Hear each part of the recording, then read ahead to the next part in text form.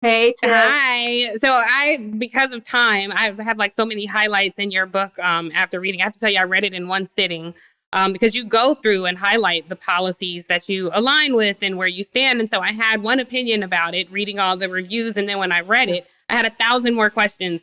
But I'll tell you what struck me specifically, Karine, and that is you are really critical of the media. And I will tell you, I echo all of those concerns. I share that here on NLP weekly.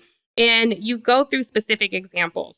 My frustration with these examples, the White House is a gatekeeper in terms of Yeah. who we have access to, who talks to who. And, I would see constantly, particularly with the Joe Biden White House and every administration, you saw a lot of officials go on Morning Joe.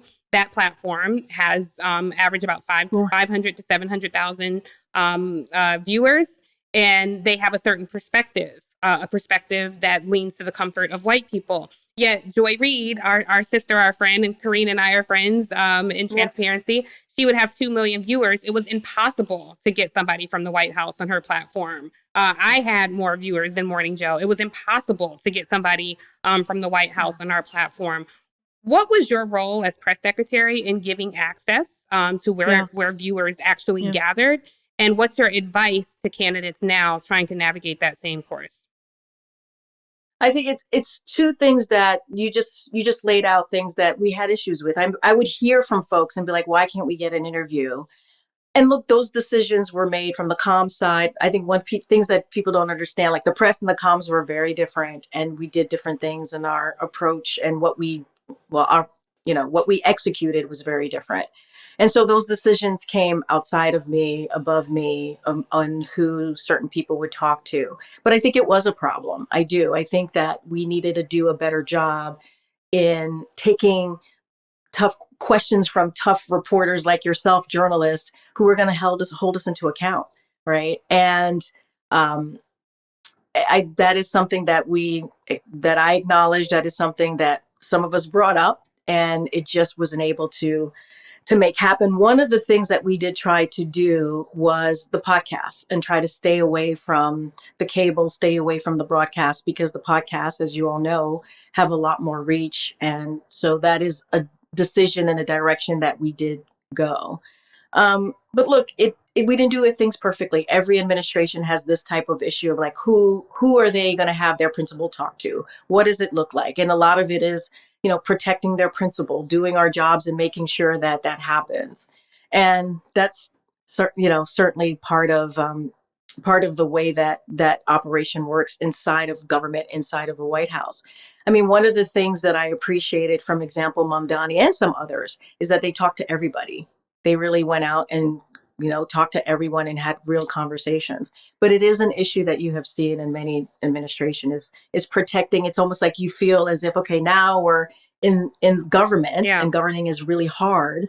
And there's a sense of putting the walls up and protecting your, I think even your what you're just candidate, or at that describing, point your because elected official. candidates are often Yeah, make themselves available, but what you're describing is protecting exactly. an elected official from the people who It's will hold him it's different. accountable, from journalists, from their constituents. And I think a lot of that happens is because the people who fill those roles often don't look like us.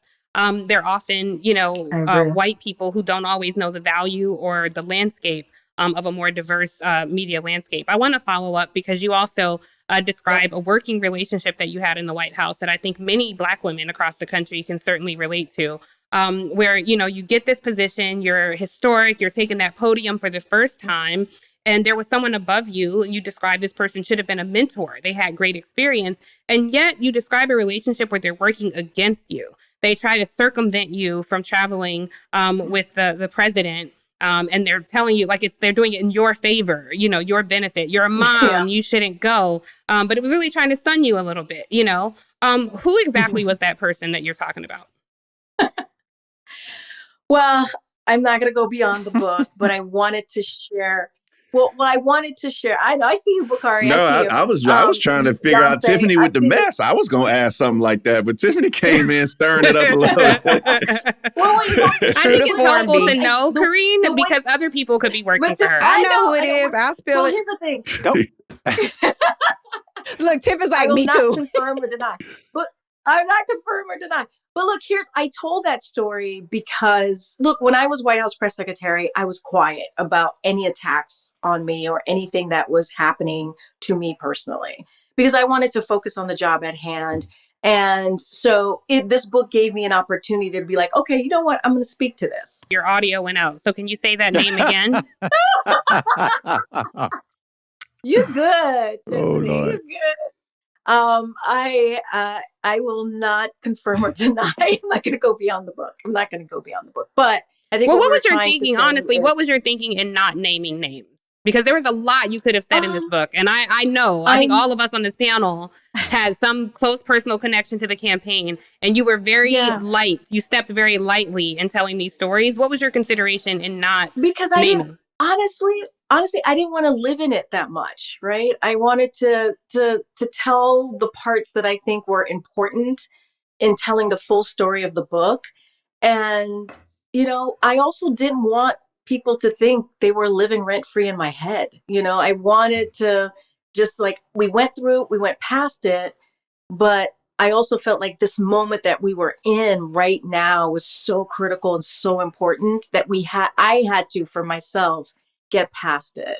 And I had, but I wanted to tell my story in the quickest, easiest way, but also highlight something that happens to so many of us, whether we're women of color, Black women, or have been othered. It is not an unusual story. It is something that lives with people every single day. But then I also wanted to move past it, and some people I didn't mention is because I didn't want them in my book. I didn't want to name them in my book. I didn't want to give them that.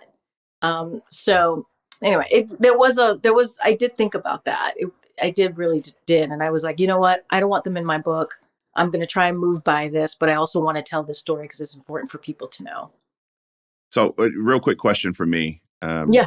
And kind of to put a button on this conversation, I think that you are a heroine, a trailblazer, and down south we say give people their flowers while they're living. And your accomplishment is something that I want Sadie to be able to read about in schools one day, because you're just a badass woman. You need to hear that.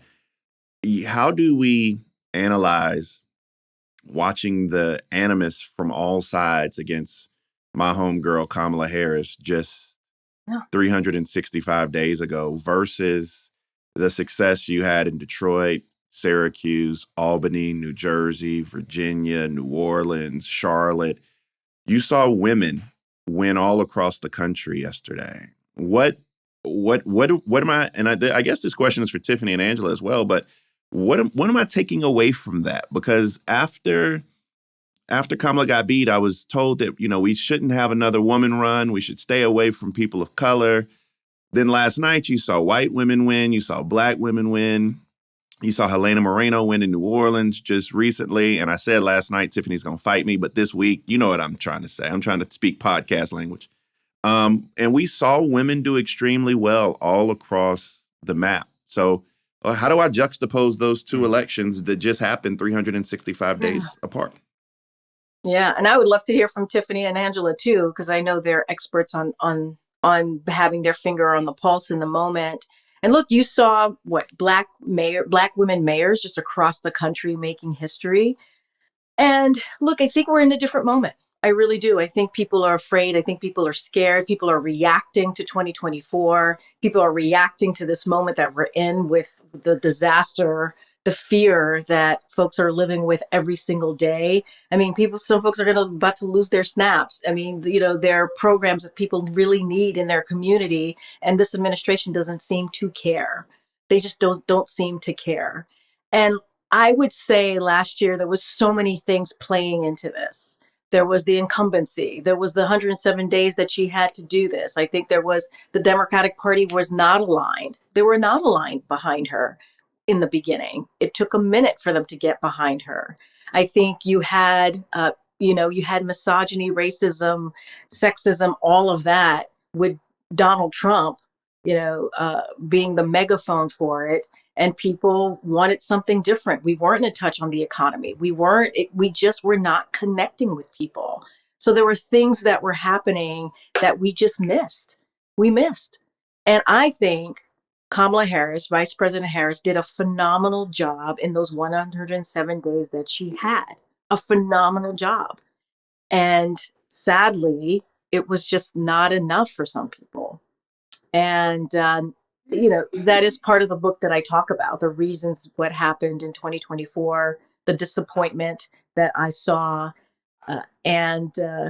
Now there is a reaction to where we are in 2025. Project 2025, and 48% of that is done in just 10 months. And that's hurting people, and people feel that. Mm. I mean, I would love to hear from Angela and Tiffany, because I'm curious to hear what they think as well. Well, I would say, the punditry class does not America make, again, the same way that you have in campaigns, white consultants who are getting paid a lot of money every month, advising candidates on how they should maneuver. Their fingers are not on the pulse, the same way that you have the relics of campaigns, a very white landscape in media, going to people like James Carville, who quite frankly hasn't, is not necessarily the person who I'd want to talk to about what tomorrow looks like, gives ill advice. I think it is an institution, an anachronistic institution that is having trouble keeping up with a diverse, multi-ethnic democracy that they quite frankly served as gatekeepers and were not ready to engage. I don't know anybody who sits around and says, oh, did you see what so-and-so said on Meet the Press on Sunday? Or did you hear from this person on Good Morning America? I mean, it's just a new landscape. On the flip side of that, however, I will say,